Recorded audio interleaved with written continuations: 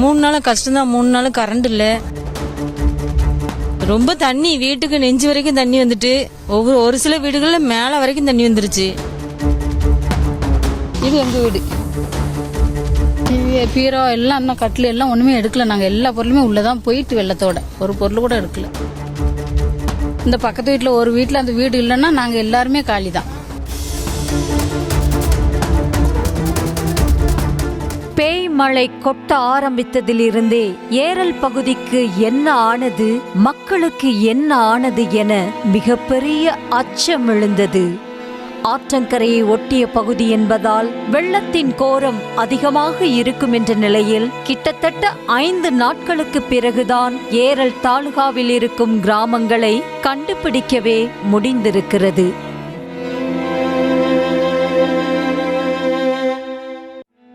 காட்டாறு போல பெருக்கெடுத்த வெள்ளத்தில் கிராமங்கள் முழுவதும் துண்டிக்கப்பட்டு கடல் தேசமாக மாறிவிட நியூஸ் தமிழ் செய்தி குழுவினர் 3 கிலோமீட்டர் தூரம் நடந்தே சென்று நாலாபுரமும் தண்ணீர் சூழ்ந்த சம்படி கிராமத்தை சென்றடைந்தனர்.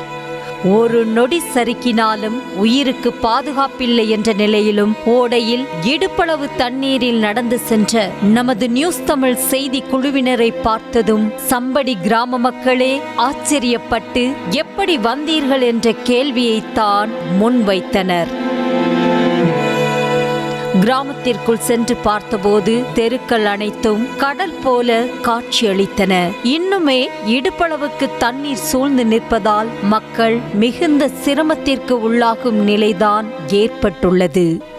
15ற்கும் மேற்பட்ட வீடுகள் முழுவதுமாக இடிந்து விழுந்து சிதறி கிடக்க வீட்டில் இருந்த பொருட்களும் வெள்ளத்தோடு வெள்ளமாக காணாமல் போய்விட்டது. டிவி, ஃப்ரிட்ஜ், வாஷிங் மிஷின், பைக்குகள் மட்டுமல்லாமல் சமையல் பாத்திரங்கள் கூட சேற்றிலும் சகதியிலும் சிக்கி சின்ன பின்னமாகி கிடக்கின்றன.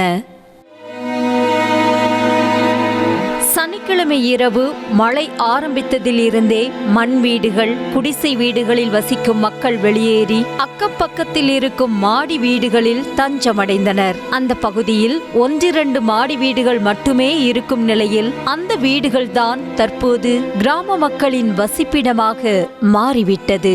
அதே போல சம்படி கிராமத்தில் உள்ள பஞ்சாயத்து அலுவலகம் கொஞ்சம் மேடான பகுதியில் இருப்பதால் அங்கும் ஏராளமானோர் தஞ்சம் புகுந்தனர். கட்டிய ஈரத்துண்டோடு தான் 3 நாளாக இருப்பதாக கூறிய முதியவர், ஆடு மாடுகள் எல்லாமே போயிடுச்சு, காப்பாற்ற முடியவில்லையே என கையை விரித்தது வேதனையாகத்தான் இருந்தது. எல்லாமே சேலை பண்ணி துணிமணி கூட கிடையாது. இந்த துண்டோட தான் நான் இருக்கேன்.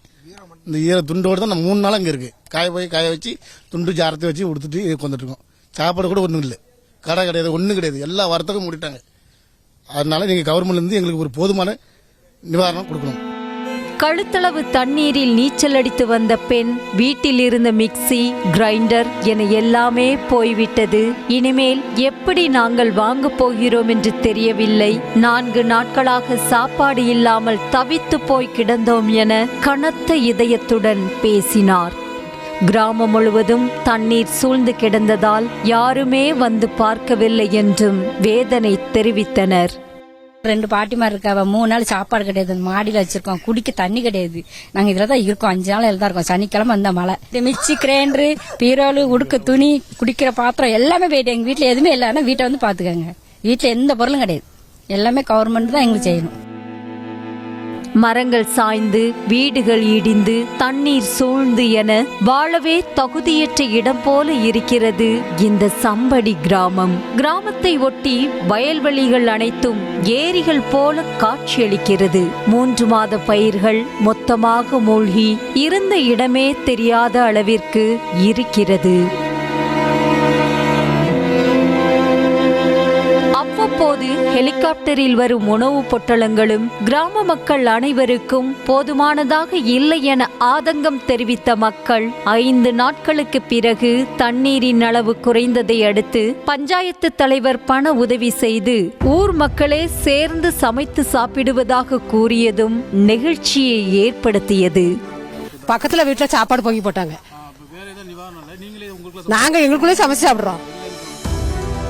கிடைத்த இடத்தில் ஒண்டிக்கொண்டு உயிர் சேதம் இல்லாமல் தப்பித்தாலும் பொருள் சேதம் என்பதை கணக்கிடவே முடியாத நிலைதான் இருக்கிறது. அது மட்டுமல்ல, வீடுகள் அனைத்தையும் துவம்சம் செய்திருக்கிறது இந்த வெள்ளம். எல்லா பொருட்களுமே புதிதாக வாங்கினால் மட்டுமே குடும்பமே நடத்த முடியும் என்ற நிலை இருப்பதால் அடுத்து என்ன செய்வதென்று தெரியாமல் அந்த கிராமமே தண்ணீரிலும் கண்ணீரிலும் தான் மூழ்கி கிடக்கின்றது.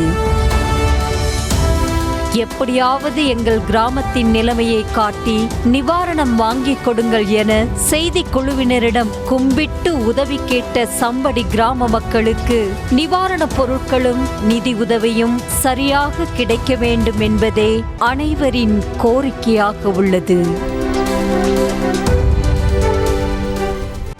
செய்திகளை உடனுக்குடனும் துல்லியமாகவும் தெரிந்து கொள்ள சப்ஸ்கிரைப் பண்ணுங்க.